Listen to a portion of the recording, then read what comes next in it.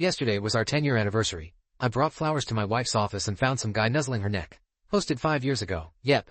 The title says it all. My, 35M, wife, 35F, and I were married 10 years ago yesterday. She's been working on a big project for the last few months. In the past 4 weeks or so, she's been putting in extra time, staying late and going in early to meet the deadline. This is a career-defining moment for her. I work in construction.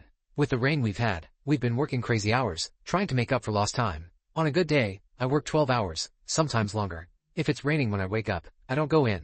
Some days we get sent home if the rain starts because it's too dangerous. I usually hit the gym for an hour or two. On Thursday, we started at 6 a.m., but by mid-morning, it started raining hard, so we went home.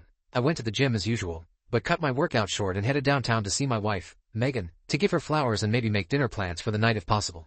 We hadn't seen much of each other that week. I went to bed around 9 p.m., and she wasn't home. She had called earlier, saying she was working late, which hadn't been unusual for the past month. I stopped to buy some flowers and went into her building around 12:30. Nicole was at the receptionist's desk. I told her I got there later than I wanted and asked if she could put the flowers on Megan's desk. She said, "I don't think they've gone to lunch yet. Why not drop them off yourself?" She buzzed the door for me to get back to the offices. The place was deserted. I went to Megan's office, and the door was closed. I always walk in unless the receptionist tells me she's in a meeting. I walked in and found some guy standing behind her, nuzzling her neck, while she reached back over his head. She was giggling, saying, "We've got to get this done." I was gut-punched. I slammed the flowers down and said, "Happy anniversary," then walked out. I didn't hear what she said. I just walked past Nicole, said goodbye, and left. I made it to the elevators and out of the building before my phone started ringing. I cried all the way home. When I got there, I went into the garage, pulled my camping gear out of the rafters, and took off. I drove about 2 hours to a state park. I had no idea what to do. I hiked a trail we've been on before, which is about 3 hours. I don't drink much, so I had no booze with me. I just sat there thinking. Looking back, I'm glad I was in a rush because normally I bring a .45 caliber with me when I go camping. Given the way I was feeling, I might have eaten the barrel that night.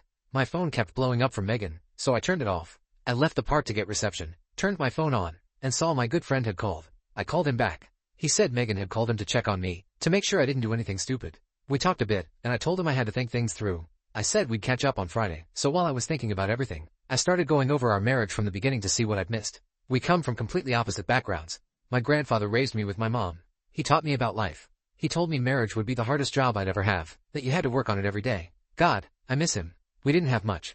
They worked hard, and my brother and I never missed out on anything that we knew of. Megan was born into money. Not overly rich, but very comfortable. She went to a great college, always had nice clothes and a new car, and she's incredibly beautiful. I would joke with her that if she coughed, it was the silver spoon getting stuck in her throat. We met, hit it off, and started dating. I was dumbfounded that such a woman would ever be with me. We dated for a while before she told me about her parents and her lifestyle. Her dad and I eventually got along, but her and my mom took some convincing. Looking back, I don't see any red flags. She quit her first 2 jobs because the men tried to get in her pants. She was paraded around for photo operations, invited to conferences when other new hires weren't. At a conference dinner, a colleague tried to get her drunk and then tried to force himself into her room that night. She quit. The second job was the same situation, and she quit again. This third job has female partners, and none of that BS happens there. Now, it's Friday, and I'm home. I called her and asked where she was. She was back at work. Feeling a bit smartass, I said that it felt like our marriage was taking second place to her job. She responded, "Since you wouldn't talk, what was I supposed to do?" Fair enough. She said she'd be home in an hour, so I waited. I want to save our marriage. If I'm lacking in some way, I want to fix it. Of course, I want to ask her why, but I can't accept an I don't know answer. How do I phrase this? What else should I ask? I know I'll get emotional and forget everything. Update. Over the last couple of days, I've been exhausted, so sorry for any poor wording that follows. My wife and I had a marathon talking session on Friday that went late into the night. I started by asking her to be completely honest in all her answers and not tell me half-truths that would force me to ask the same questions in different ways to get the full story. She agreed. I started with, "Why?" Her answer, "I don't know." Pretty much what I expected. We went back and forth on this, and finally, I asked, "How many times did you sleep with him?" She started to dodge my questions, but when she saw I was about to give up, she said, 6 or 7 times. That opened the floodgates. I kept my cool. "How long has it been going on?" "The last 3 weeks. Back to why?" Still no real answer. "Do you still love me?" "Yes." "Are you just saying that because we're trying to save the marriage?" "No." "Do you find me attractive?" "Yes." "Then why?" She still couldn't answer. "Am I not giving you something you need?" Finally, around midnight, we were both exhausted, so I said, "Megan, you're an intelligent woman. I can't believe you can't articulate the why I'm asking about." She started crying, saying she was trying to answer my questions. I said, "Okay, enough for tonight." As she started to walk toward the door, I asked where she was going. She said, "To my parents' house." I told her, "This is our house. I'm not asking you to leave." She stopped crying at that point. I said, "We are not divorced or separated. That may come, But for now, we need to be together until we figure this out. We actually slept in the same bed. No, we didn't have intimacy. In case you were wondering, I was up most of the night. I read through some of the comments and DMs. There were some great comments and good back and forth conversations. One person suggested that maybe I wasn't fulfilling something for her, while another mentioned that women generally marry up in social status, and our situation was unusual. Then, someone pointed out that there was a post a few days ago that described a similar scenario but from the woman's point of view, asking what she should do. He couldn't find it, but I decided to check for myself. I pulled up Reddit, put in Megan's account, and looked at her history. Bingo. She was the one who posted, "Wife's POV, I've been involved in an emotional affair that has now turned physical. I've been married to Bob, a made-up name, for almost 10 years. We met after I finished college. Bob never went to college, but my parents had prepped me for it my whole life. At the start of my career in a white-collar job, Bob, who works a blue-collar job, supported me through my struggles. After switching a couple of places, I finally landed a great job where I've worked hard and gained responsibilities and respect from my peers. Fast forward 9 years, I was tasked with a huge project for an important client. My colleague, Jim, not his real name, who works at another office, had developed the concept that we were applying nationwide. We worked together for about 4 months via video chats, emails, and texts. To finish the project, it was decided that Jim would travel to my office, as we had more space to accommodate the work. Jim would fly in Monday mornings and leave Friday afternoons.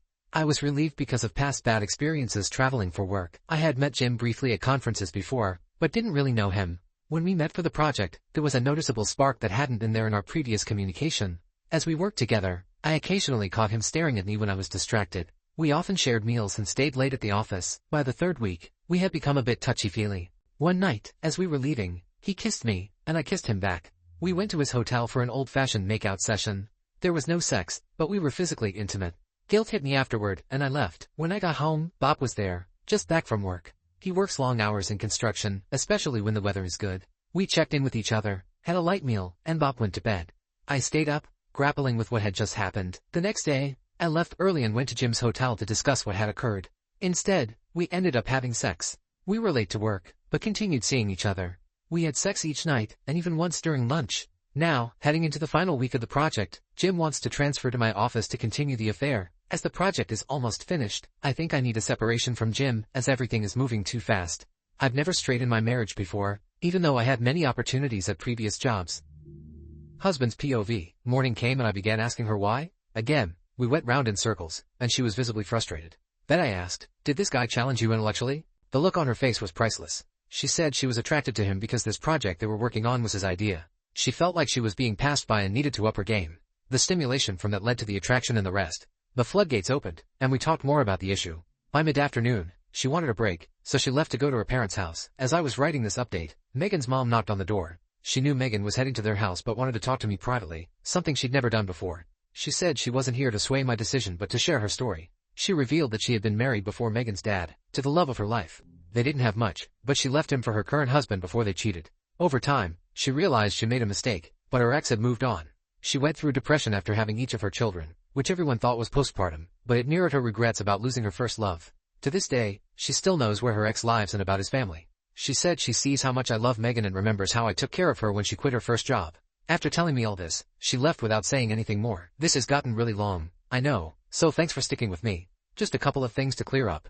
Some people were talking about Megan's first 2 jobs. None of you were there when she got off that plane and collapsed into my arms. We weren't even married yet.